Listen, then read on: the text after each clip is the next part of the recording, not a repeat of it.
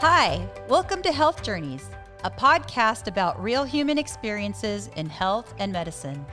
I am your host and healthcare advocate, Maritza Hasty.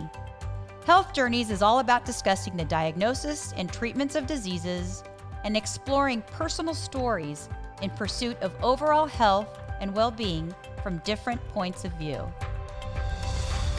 Support for this podcast comes from Hasty Storytelling. Hasty Storytelling is a creative agency that specializes in production, brand strategy, and live streaming solutions. For more information, visit us at hastystorytelling.com. Hi, everyone. Welcome to Health Journeys. We have a very special guest named Cindy Savaja. Cindy is an artist and an art teacher, and Cindy has a long history in the entertainment industry as a model and actress, and she has an amazing story to tell us today about autoimmune disease. Hi, Cindy. Welcome to our show. Hi, Maritza. How are you doing today? Okay. First of all, I'm glad everybody over there is safe, especially with everything that's going on today. I know it's a very challenging time. So first of all, I'm glad to see that everyone in your house is safe and doing well. Yeah, we're fine. Thank you. And you too. So Cindy, thank you for being with me today. Can you tell us a little bit about yourself? Tell us a little bit about your background and your career, just so that we can get to know you a little bit better. I have been probably, let's see, I started as an artist probably as a kid. I've done so many different things. I gotta not make this too long. But I started drawing as a kid, and I always did art in school. But then I became an artist in college, and everybody was telling me, you can't really make a living at that. So I became a graphic artist. At that same time, I was hanging out with photographers and a lot of creative people, and they pulled me into modeling. And it was an accident, but it ended up being a good accident, I think.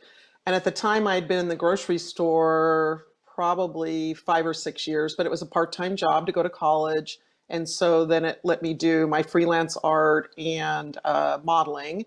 So I was late teens, early 20s, and I went and I stayed in the entertainment business as a model till I was 31 when I had my only child. And then after that, I didn't leave it till I was 38 completely. I still was doing conventions and demoing and went kind of more into the business side. About 20 years ago, same time when I was about 37, I started doing volunteer art at my son's Catholic school, and they liked what I did, and they asked me if I wanted to teach. And at that point, I'd had a 4-year degree, but not a credential. So I worked on a credential in one subject, partially with disabilities, and it ended up being just in art. And I've done that the last 20 years. I taught kids for 5 years, and the last 13 I've been in adult school. So I teach anybody from 18 to, they say 99, but I still teach kids and have my own business on the side. So that's what I do. Wonderful. That's awesome. I know, and I've seen your art, and it's absolutely fantastic. She is extremely gifted. So Cindy, now we're talking a little bit about, your personal story and your battles with autoimmune. Can you tell us, it sounds like you had such a busy lifestyle. You were doing so many multiple things. How old were you when you first started noticing some symptoms? Like what was going on and what were you feeling? What was going on in your life at the time when you started noticing that you didn't know what was going on, but maybe had some symptoms going on? The only thing I can remember as a child was I had problems with eating food if it was spicy or onions or things like that. It had to be a little more bland, and I just kind of blamed it on that. That was the way my mom cooked, because we're English and Irish, a little bit of Czech. I had heat stroke as a kid, heat intolerance as a child. And again, I thought it was because of my coloring, and I'm sure that's part of it. But beyond that, the first flare up or really being sick was around 20 years old. The only thing I could say in my teens was still the food. I had stomach problems constantly, and I had to watch what I ate. And I did get more used to the sun, which was interesting. I would wear a hat, then I would take it off, and I was getting very tan and burning myself. And then it would turn to tan, and I seemed to get a little bit more tolerance for it. But I had a car accident when I was 20, and I hit my head, and I'd had a neck injury previously at 17, 3 years ago in high school. As a cheerleader, I was dropped onto my head, but that didn't cause a flare-up. It caused definitely some neck injuries, tons of pain. But the car accident 3 years later caused that. And everything was just, you're fine. Every test was you're fine. Every blood test was you're fine. Yeah. Go to a psychiatrist. Obviously, you hit your head hard. You had a concussion. So when that got better, I still didn't know it was wrong. And I would have hard times, sometimes walking across a room. And I knew that wasn't me because I was always athletic, strong, danced, cheerleading, was on track. Like it wasn't me to feel weak. And I always took care of myself, always ate well, was thin, but very muscular. So it just didn't make any sense to me. Yeah, we hear that a lot. In fact, Yeah, it didn't sometimes make with any sense to autoimmune, me. we hear Yeah. that they don't know if it was a virus. There's a lot of times that trauma can start it. So yeah, we hear that a lot. I hear that from a lot of You know what? patients. If because of the stomach issues, I might have already had the virus brewing if they end up figuring out that that's what it is. But it definitely was when I hit my head really hard. And Yeah. because I was a grocery store checker and we stocked shelves, it was hard because I didn't have a sit down job. I mean, it was, everybody knows what a grocery store checker does. They're the people that are on the front line now, as they say. You're on the front line Yeah. even when it's not this time. Yeah, It's exactly. a lot of work. It's just physical and standing and, whatever. We weren't even allowed to take a sip of water or go to the restroom. I mean, I'm sure things have changed, but so it was really tough. So that went on for about 2.5 years. Okay. Long 2.5 year journey So of just every day trying to get out of bed and work a little bit and survive. And then when it started going away, it took about a year and it went away probably 80%. And I was really strong after that from about 23 to 31. Okay. So I guess And that's then called remission, right? yeah, you can definitely go into remission. Absolutely.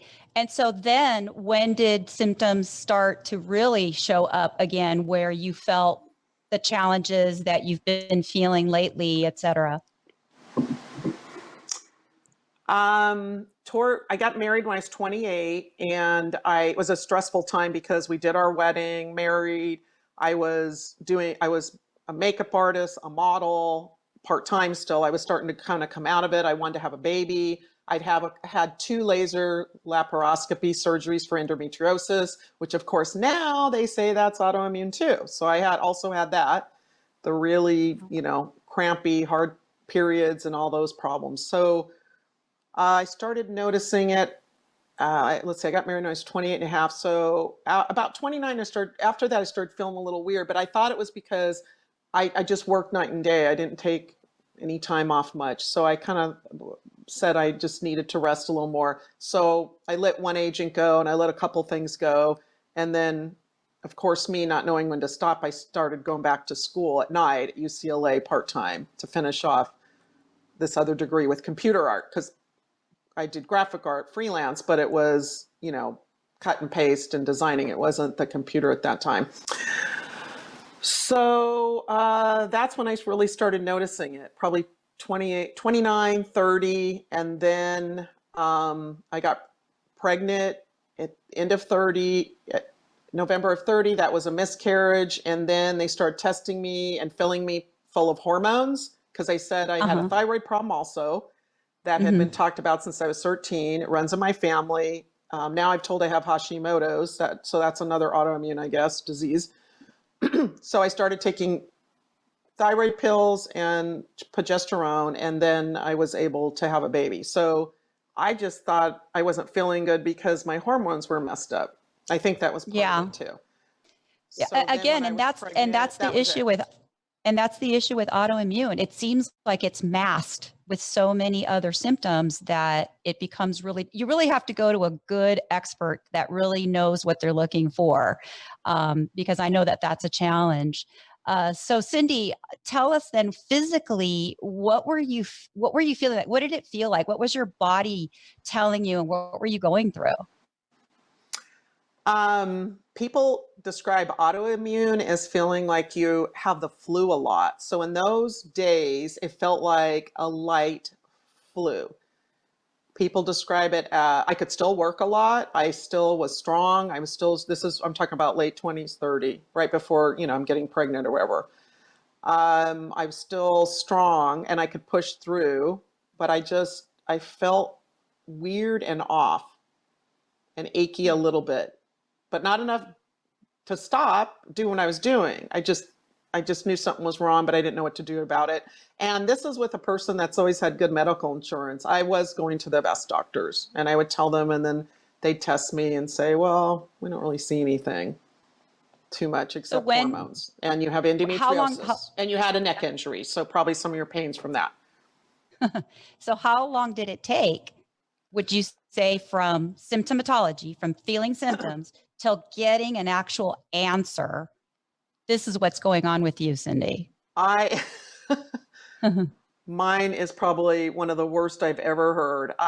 If I start with at 20 and I do not, which would have been 1962, 72, 78, right? Okay. No, 1982. Sorry, I was born into 62. Till 2006 when I had a Wow. lip salivary gland biopsy. Now, with that said, I wasn't always going to the doctor and looking. When I felt fine in between like 23 and 29, we weren't looking. So there's times we weren't looking. So it wasn't the entire time, but it still was. But this is a good, see, but this is a good conversation, because people that are listening that maybe are relating to some of the stories that you're saying or the symptoms that you're talking about that don't really know what's going on, at least now they can get a little bit more pinpoint and say, can you test me for autoimmune disease? I know that one of the tests that they do is the ANA, right? And Yeah, they'll and the first do time things they like had that was SED-RATE. when I was 31, when I was pregnant. So when I was pregnant, they ran all the normal tests. Yeah. And all we thought I had was hormone problems. And I think I was about 4 months pregnant. And that's when they said, oh, your ANA is high. I mean, it was off the Yeah. charts. And I was Yeah. like, and so I'm 31. And I said, what's that? And they said, looks like you've got some kind of autoimmune. And I said, what? So I was asking, how come when I was 20 or my early 20s, they said they actually didn't have those tests. So in my early, that's why it's good to say what years we're talking about. So 82, 83, 84, 85, they're saying they don't have the same proper tests they have.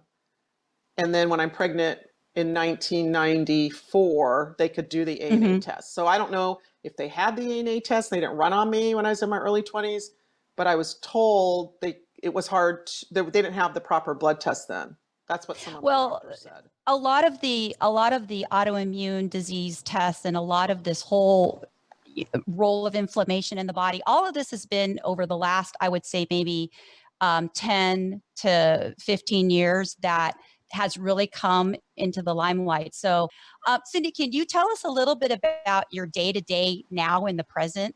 What's your day like when you wake up? What's your week like? How do you do your teaching? Tell me a little bit about that. every day is different, but I've had this so long that I just accept that. If I have a long day the day before and I don't go to bed at a proper time, it will always be a problem. So I have to start off, if I know I've got a busy day on Monday, let's say, or something's important. When you teach, you have to be able to talk and I have to be creative. So, and I'm teaching a lot of non-artist art, which is hard when you're trying to teach someone to learn something. Maybe they were accountant for 60 years.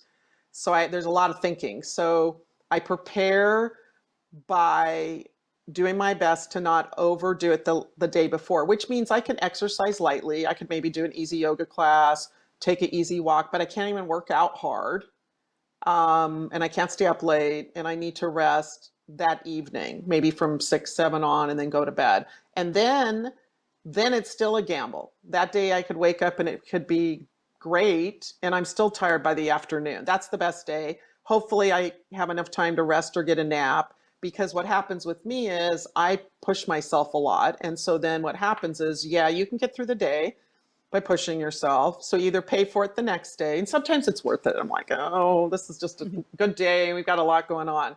It's worth it. And then you try to rest. If you do this a few days in a row, which I do all the time also, then you start getting a flare up, at least for me. I know there's probably different reasons people get flare ups. You can get flare ups if you get sick or a lot of stress, or with me, heat also does it. But I know I'm going to have a flare up if I've been going 3, 4, 5 days, and maybe to someone that runs constantly busy, or the way I was before this, they'll be like, well, you still went to bed at 9:30 and I saw you rest an hour. If I keep going for a couple of days, it's still too much, and then it would be a flare up. And a flare up is painful for me. It's swelling, my mouth hurts, my mouth burns, my eyes burn. They swell up. They're a little swollen today, actually. All right, you see right here, they're a little bit. So, because we're going into heat, and heat's the enemy of me, at least. So. I know you don't do well with heat. I know. I feel badly. Not really. Yeah.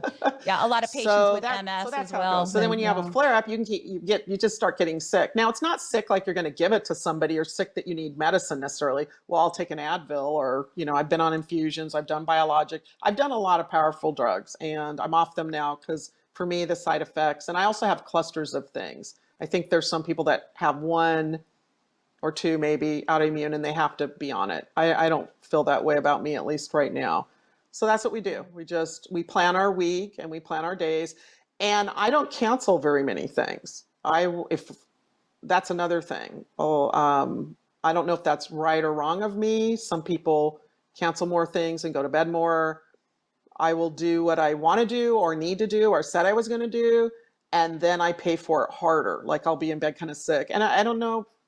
I don't think I'm going to change that up, because I'm here to live and have a good life. You have a very positive attitude, and that goes a long way. I think you and I had a conversation about being victims, or really just embracing your disease state, embracing it and running with it, and really just making the best of your life. So maybe you want to share a little bit about what that's like? I had a fantastic childhood, but also hard in ways too, with an early death of my father and things.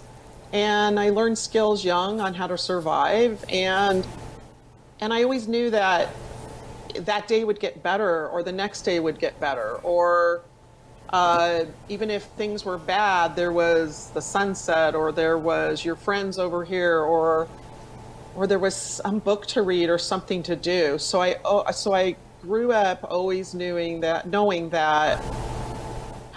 matter how bad life is, there's a lot of beauty and a lot of other things. So this is even before I start getting sick. So when I start having problems, especially when I first fell on my head at 17, the migraines and the pain was horrific. And I didn't drop out of school, and I still worked at the grocery store. I look back now and I don't know how I did that, how I did those things then sometime. And that was just pain. So somehow I've always been able to work through pain. And I also, this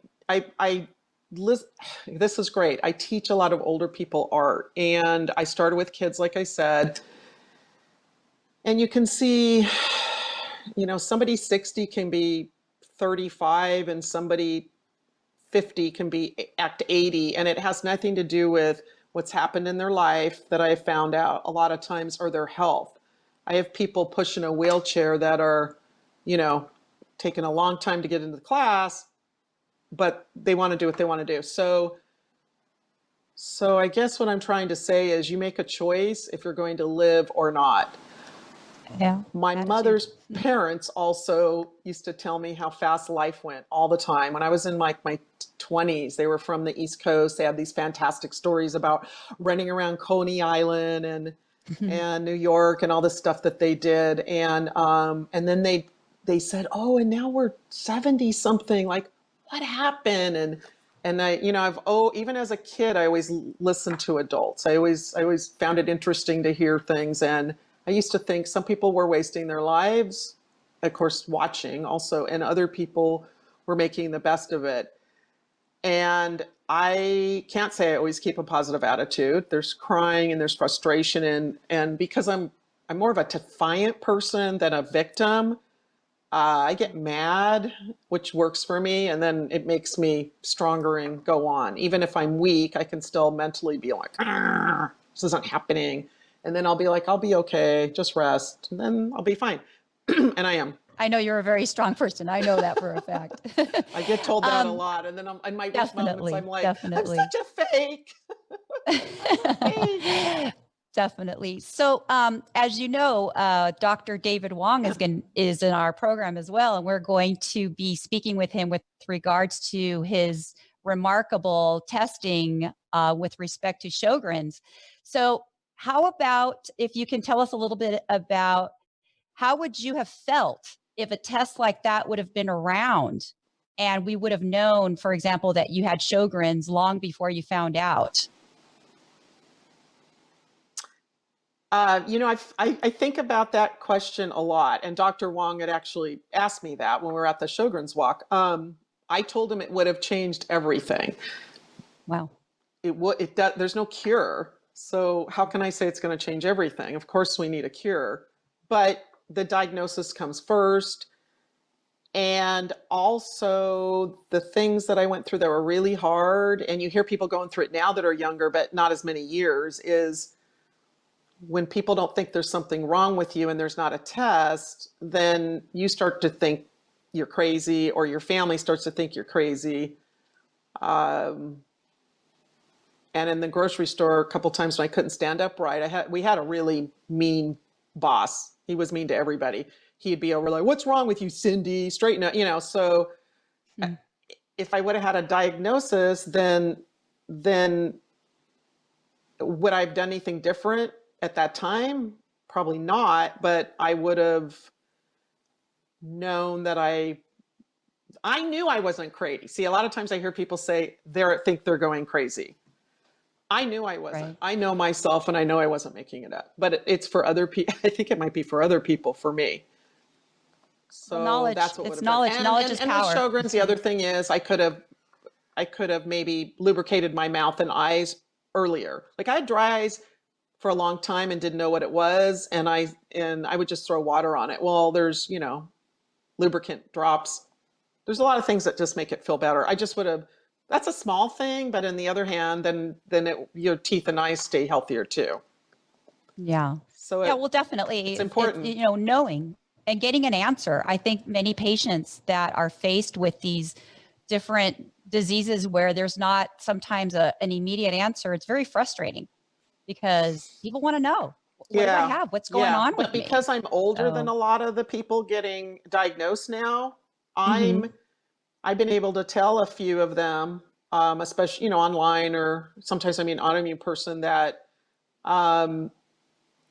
you're not crazy, and you still have to go to good doctors, because there's still doctors with attitudes that are like, it's not important, or there's not tests for that. There's still problems with that. So, I've been lucky. Yeah. I've been able to go to very good doctors and get good institutions and have good medical insurance. So, imagine if you don't have that.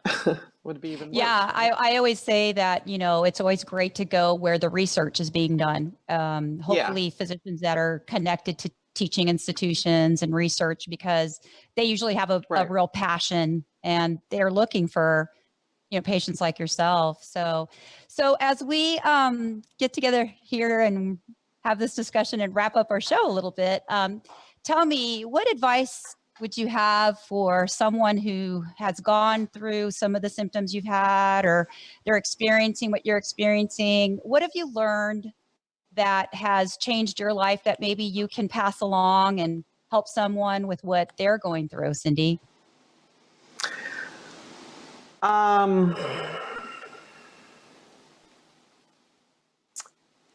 When I wasn't diagnosed, I knew I wasn't crazy, and I still held on to my life, even when I was sick a lot, and I still did the things that I wanted the best I could. And I don't see a lot of people doing that. I see people, then you become a sick person, and you're defined by illness. And I know I have illnesses, and I have actually more than we're even talking about, and the people that live with me it's hard for them. But outside of this house, it's not hard for anybody else. I don't put it on other people. And I would encourage other people not to put it on everybody. Now, with that said, it's obvious that I can't go in the sun very well, or sometimes I can't get up hills right. And I'm still a person that's in pretty good shape. So people do figure it out. And sometimes if I can't keep up, I'll tell them. And I used to say things like, well, I can't really do that, or make excuses sometimes. And I've learned to just don't make excuses, just do it. And if they don't like it, that's their problem. But being a people pleaser, it was very hard for me to, because what is this going on? 37 years of this, except for the remission times. 7 years I was fine, so 30 years. It takes a lot of confidence, and also my belief in God.